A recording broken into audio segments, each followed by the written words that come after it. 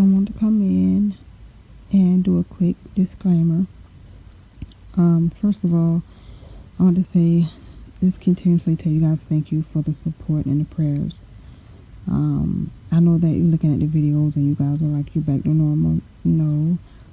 When you see me in these videos, I ask to not take too much pain medicine because I was so under the influence, I couldn't tell you if I was coming or going. And that version of under the influence is what I want to be like, where I was coherent and it would make me sleepy, but I still was aware of what was going on. My friend did a video of me under the influence of me really being upon the influence, and I'm gonna ask him to send that to me because, he was like, wow, Tiffany, like they really had you out. And I was so out of it that I had to have my coworkers came in because they was afraid that something would happen and I wasn't aware. So when he sent me this video, I will upload it and attach it to a video, and you guys can see the difference of me being under the influence with this, where it's just a little bit of medicine at a time, versus me getting a big dosage, and how I look. I look like a stone cold addict. So that's just something quick to let you guys know.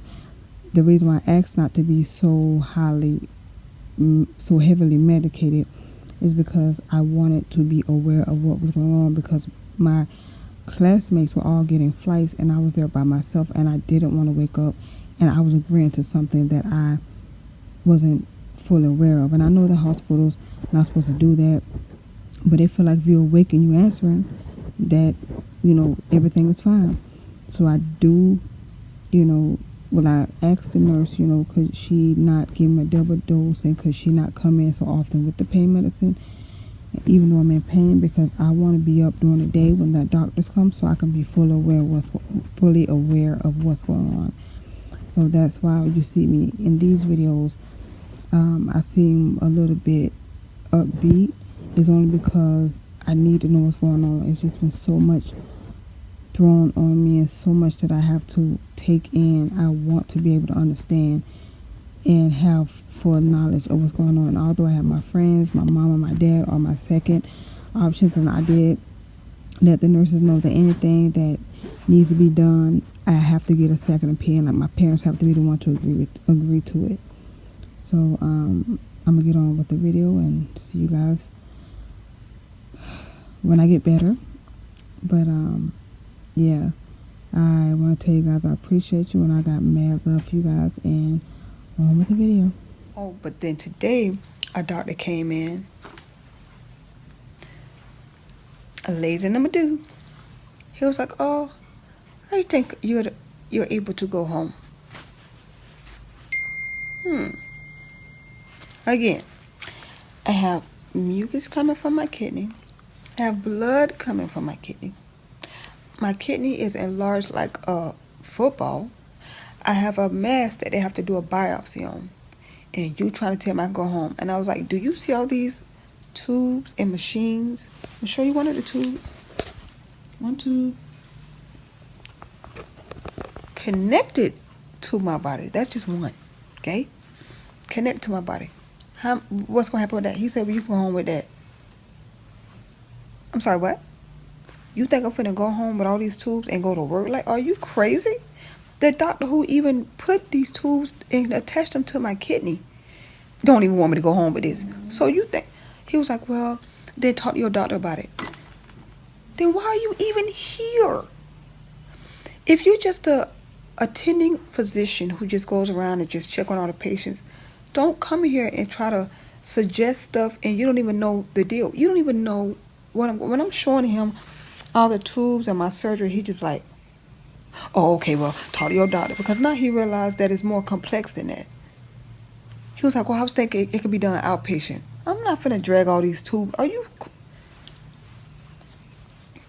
So I asked my nurse to look in the system to see if my doctor, the one who actually is, I feel like give a damn, to see if he wrote any notes in the system saying that he wants me to go home with this. He was like, no. I was like, thank you so much. He comes in today. He already told me that if this doesn't work, we have to go through another image scan to see what other options we have, and he has to see what's going on with the mass on my abdomen area, because it's really big and he's worried. Why in the hell would he send me home? And even if he do send me home, he's not going to send me home with all these tubes and containers and bags and machines and all this stuff home with me. How am I supposed to work? I'm just saying. So I'm so glad that I have a doctor, Dr. Smith, who gives a damn, and he's just not trying to rush me out the hospital. He wants to save my life, and he's seen the percentage of my kidney, and the only thing they had to do was look on that computer and they'll see. And this is what I told the doctor. They was like, what did the doctor say? But since they was too lazy to read the computer, I was like, the doctor said that my kidney is like a basketball. I'm sorry, a football. Not that big, but it's very enlarged. My bladder is very enlarged. And the surgery that I had, the surrounding that area and protecting that area is very enlarged. And it's causing so much stress on my kidney. It's sending me into acute kidney failure because my kidney is being stretched thin. So this is why he's doing all these different, treatments and using all these different tubes to try to take the pressure off my kidney. What makes you think I'm going to go home like that? What?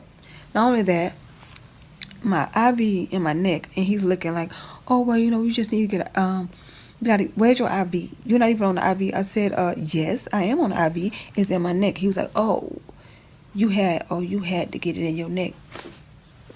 No, I had to get my neck. You know why? Because I've been through so many surgeries in my life. My veins are horrible. You may be able to get a little bit of blood, but you're not going to get no IV in my arms. So this is why this is here. And now it's on the 5th day, which is too long. So now they have to take this out and put it over here. So don't play with me today, sir. Okay? And thank God that I'm not afraid of needles, because I'll probably lose my mind without these shots. Because I done got 2 shots a day. And the bruises I've had for all the shots I've had just to even have my blood circulate, especially with all this pressure on my body and my kidney. Don't play at me, sir, okay? Thank God that the doctor who actually is my doctor wants to save my life versus who wants to send me out. Now, again, this hospital is amazing. I've ran into amazing staff, nurses, aides who give a damn.